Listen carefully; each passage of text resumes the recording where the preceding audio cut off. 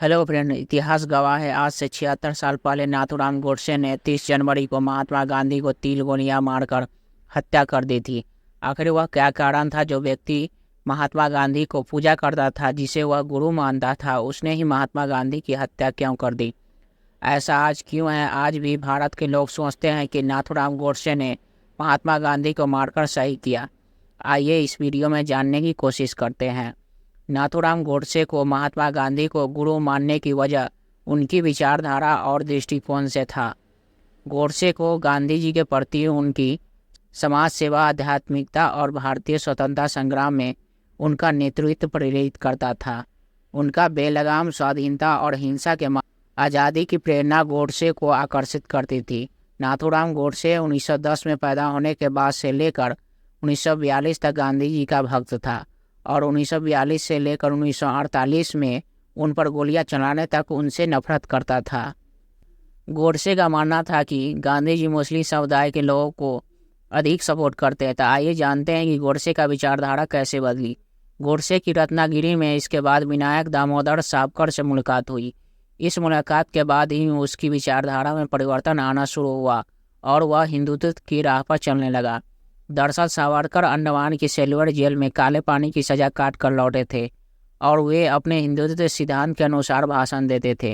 इसी भाषणों से गोडसे प्रभावित और उसने कांग्रेस की सभा से दूरी बनाने शुरू कर दी। सावरकर के प्रभावित होने के चलते गोडसे आरएसएस से जुड़ा था। सावरकर जब 1937 में हिंदू महासभा के अध्यक्ष बने तो गोडसे भी इनसे जुड़ गया। गोडसे के आरएसएस नेताओं से जान पहचान होने लगी, लेकिन 1942 में विश्व युद्ध के आहट के बीच आरएसएस पर कई तरह की पाबंदी लगा दी और वे कोई परेड आदि नहीं कर सकते थे। इसके चलते गोडसे ने अपना एक नया संगठन हिंदू राष्ट्र दल बना लिया, जिससे आरएसएस और हिंदू महासभा दोनों का समर्थन मिला था। इस संगठन में ही उसकी मुलाकात नारायण दत्तात्रेय आप्टे से हुई, जो गांधी जी की हत्या में शामिल था। महात्मा गांधी हत्या के पीछे गोडसे का देश में बंटवारे के खिलाफ होना माना जाता है। गोडसे नहीं चाहते थे कि देश में धर्म के आधार पर बांटा जाए। इस रीजन के अलावा जिस रीजन ने गांधी जी की मौत की आखिरी कील गाड़ी, वो था आखिरी प्रो मुस्लिम फास्ट, जो कि उन्होंने 13 जनवरी 1948 से लेकर 18 जनवरी 1948 तक किया। इस फास्ट का मकसद था कि दिल्ली में मुसलमानों के मस्जिद को हिंदू रिफ्यूजी से खाली करवाना और पाकिस्तान को ड्यू 55 करोड़ देना, जबकि उस समय पाकिस्तान ने हमारे देश पर हमला किया हुआ था। यही वह कारण था जिससे गोडसे के मन में गांधी जी के लिए नफरत पैदा कर दी। तो आइए जानते हैं कि गांधी जी की मृत्यु के दिन क्या हुआ था। गांधी की मौत से एक दिन पहले का दिन इंदिरा गांधी, जवाहरलाल नेहरू की बहन कृष्णा, नयनतारा, पंडित राजीव और पद्मा नायडू महात्मा गांधी से मिलने बिरला आवास गए थे। उस समय शाम को बिरला हाउस में गांधी से मिलने के लिए एक लॉन पे बैठे थे। गांधी एक कुर्सी पर बैठे धूप सेक रहे थे। उस समय महज 4 साल के राजीव गांधी तितलिया के पीछे दौड़ रहे थे। इसके पास राजीव गांधी के पैरों के पास आकर बैठ गए। इंदिरा गांधी की तरफ से लाए गए चमेली के फूलों को राजीव महात्मा गांधी के पैरों में फंसाने लगे।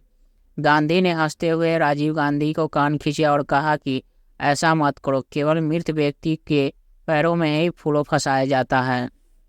30 जनवरी का दिन जब गांधी ने इस देश को अलविदा कह गए थे। गांधी हमेशा की तरह सुबह 3:30 बजे उठे। इसके बाद सुबह की प्रार्थना में हिस्सा लिया और शहद नींबू मिलाकर एक गिलास पानी पिया। उसके बाद दोबारा सोने चले गए। गांधी जब दोबारा उन्होंने अपने नौकर ब्रजभूषण से मालिश करवाई और रोजाना की तरह अखबार पढ़ने लगे। नाश्ते में उबली सब्जियां, बकरी का दूध और मूली, टमाटर और संतरे का जूस लिया। यहाँ गांधी रोज की तरह अपनी दिनचर्या में मगन थे। उधर पुरानी दिल्ली रेलवे स्टेशन के 6 नंबर वेटिंग रूम में गांधी जी की हत्या की साजिश रची जा रही थी। नारायण आप्टे और विष्णु करकरे जब पहुंचे तो उस वक्त नाथूराम गोडसे जाग चुका था।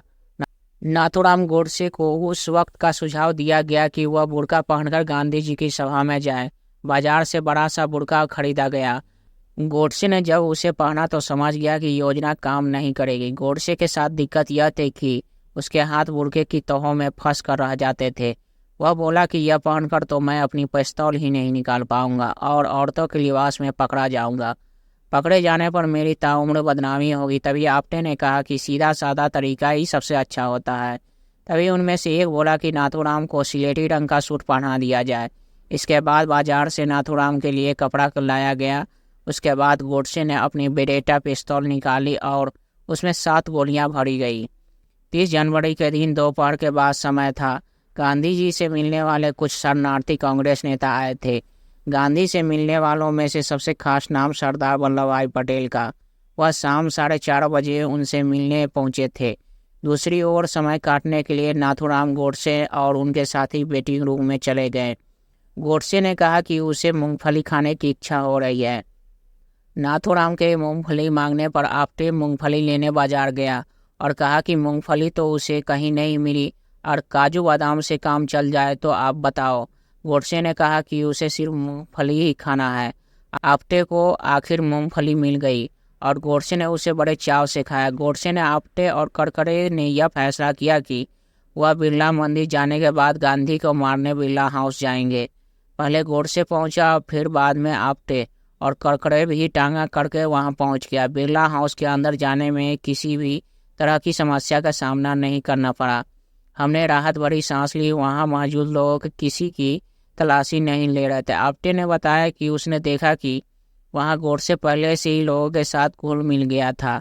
न हमने उसे देखा न उसने हमें देखा। वहीं गांधी और सरदार पटेल के बीच नेहरू से बढ़ते मतभेदों पर चर्चा हो रही थी। चर्चा इतनी गंभीर थी कि महात्मा गांधी को प्रार्थना सभा में जाने में देरी हो गई। शाम 5 बजे तक बाद वह बिरला हाउस से निकलकर प्रार्थना सभा में जाने लगे। गांधी उस दिन प्रार्थना स्थल के पास बने चबूतरे की सीढ़िया के पास पहुंचे ही थे कि खाकी कपड़े में पहने नाथूराम गोडसे ने उनकी तरफ बढ़ा। गोडसे के हाव भाव से लग रहा था कि जैसे वह गांधी जी के पैर छूना चाह रहा है। महात्मा गांधी की भतीजी आभा ने उसे रोकने की कोशिश की। गोडसे ने आभा को धक्का दिया। इसके बाद आभा के हाथ से गांधी की नोटबुक, थूकदान और तस्वीर छिटक कर जमीन पर आ गिरे। गोडसे ने पिस्टल निकालकर एक कदम पीछे हटकर एक के बाद एक 3 फायर किए। एक गोली गांधी के सीने में, दूसरी और तीसरी गोली उनके पेट में लगी। गांधी जमीन पर गिरते हुए उनके मुंह से निकला, हे राम। गांधी की भतीजी मनु को महात्मा की घड़ी दिखाई दी जिसमें शाम के 5:17 बज रहे थे। गांधी जी के डेथ के बाद हर कोई गांधी जी के दर्शन करना चाहते थे। रात के 12 बजे बिरला हाउस की छत से गांधी जी को आखिरी दर्शन लोगों को करवाए गए। रात 2 बजे कृष्ण ने गांधी जी को आखिरी बार नहलाया, गले में एक सूत की माला पहनाई, मनु ने तिलक लगाया। अगले ही दिन 31 जनवरी को गांधी जी की शव यात्रा बिरला हाउस से यमुना नदी के किनारे पहुंची। गांधी जी को एक ओपन डोज व्हीकल में ले गया जिस पर वह नेहरू, पटेल और गांधी जी के बेटे देवदास और रामदास बैठे थे। दुख की बात यह है कि गांधी जी के बड़े बेटे हरिदास को उनके अंतिम दर्शन के लिए आने नहीं दिया गया क्योंकि जीते जी गांधी जी और हरिदास के रिश्ते काफ़ी खराब था। गांधी जी रेस्पेक्ट के साथ इंडियन फ्लैग में लपेटा गया। यमुना के किनारे 250 मीटर पहले डोज व्हीकल इंजन को बंद किया और आर्मी, नेवी और एयरफोर्स के सोल्जर ने उसे खींचा और चीता पर लिटा दिया गया। इस हत्याकांड के एक दिन बाद यमुना के घाट पर गांधी जी का पंचतत्व में विलीन कर दिया गया। गोडसे ने महात्मा गांधी की हत्या के बाद कोर्ट में जज के सामने खुद गर्व होने की बात कही। उसने कहा कि गांधी जी ने मुस्लिमों को खुश करने के लिए हिंदी भाषा और हिंदुस्तान के 2 टुकड़े कर दिए। उनका मानना था कि गांधी जी ने सारे प्रयोग हिंदू की कीमत पर किए थे। गोडसे ने अपने बयान में कहा था कि गांधी जी के कारण मुसलमान अपनी मनमानी कर रहे थे और कांग्रेस तुष्टीकरण की नीति अपना रही थी। उसने कहा कि मेरे अंदर विभाजन के चलते गुस्सा था जिससे हिंदुओं को केवल बर्बादी और विनाश मिला था। इसी कारण मैंने गांधी की हत्या की। तो बस आज के वीडियो में इतना ही। इतिहास गवाह में आज के वीडियो में इतना ही। आपको वीडियो कैसा लगा हमें कमेंट करके ज़रूर बताइएगा।